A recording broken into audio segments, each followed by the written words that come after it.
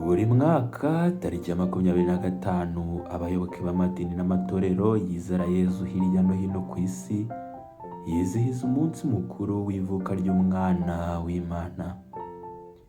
Ni umunsi wahawe umugisha n'amahanga ndetse no ku ngengabihe zitandukanye ugirwa ikiruhuko ku bakozi ngo hato hatazagira ubuzwa uburenganzira bwe bwo kuwizihiza. Amateka agaragaza neza ko umunsi mukuru wizihizwaho Noheli atari wo munsi nyakuri Yezu yavutseho. Mu bitabo bitandukanye by'amateka y'iyobokamana na teolojiya bigaragaza ko umunsi wa Noheli wari usanzwe ari uw'abaromani bizihizaho ikigirwamana cy'izuba. Ubundi ntaho bigaragara ko Yezu Kristu akiri mu isi yigeze yizihizaho umunsi mukuru w'ivuka rye nk'uko tubibona muri iki gihe abantu babikora.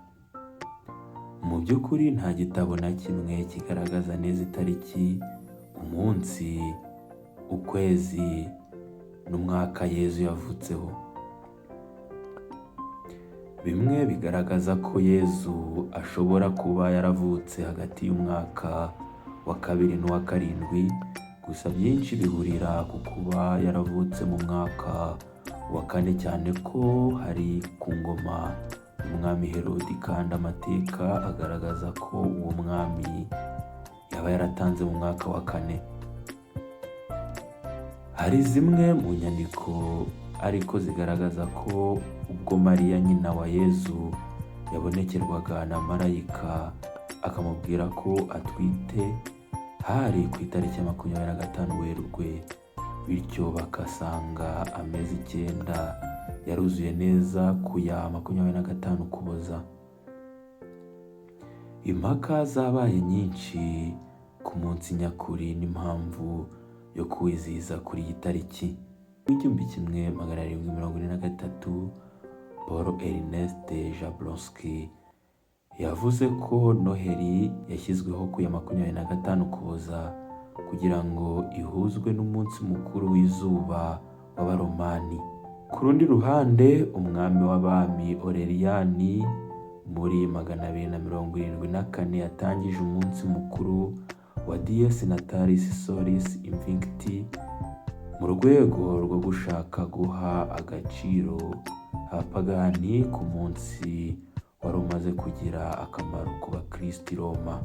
Thomas Jean Tari avuga ko umwami w'abami w'abaroma Aurelian yashyizeho umunsi mukuru wa Sol Invictus kugira ngo ahangane n'ubwiyongere bw'abakristo. Umuhanga mu bijyanye n'iyobokamana Herimani n'abandi batekereje ko abakristo bahitamo uyu munsi kuko wari umunsi mukuru w'abaroma bibukaho Sol Invictus. Kugeza aya magingo abakristo ntibarumva neza impamvu yo kwizihiza Noheli kuri 25 Ukuboza. Hari bamwe biyumvisha ko ari nawo munsi Yezu yavutseho, kandi kuri bo ugasanga ni ihame ridakuka. Umwe mu bashumba b'itorero rya ADEPR mu Rwanda yabwiye igihe ko ubusanzwe abakirisitu badakwiye gufata umunsi wo kwizihizaho Noheli w'ivuka rye.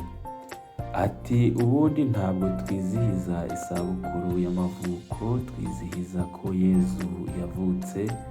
Ikibazo si umunsi, ahubwo ikibazo ni igikorwa cy'umurimo wakozwe. Iyo dutekereza ubuzima bwa gikirisitu, tugatekereza ko Imana yemeye kuba umuntu, tuba tugamije ko umukirisitu akomeza kuzirikana gusohora ku mugambi w'Imana. Umuvugabutumwa Desire Habyarimana we yavuze ko kwizihiza Noheli kuri uyu munsi ari ibintu abanyamadini bemeranyijweho. Ati impamvu tuyizihiza ni uko tuzirikana ko twabonye amahoro binyuze mu kwizera Kristu. tariki ya 25 Ukuboza ntabwo ariyo Yezu yavutseho.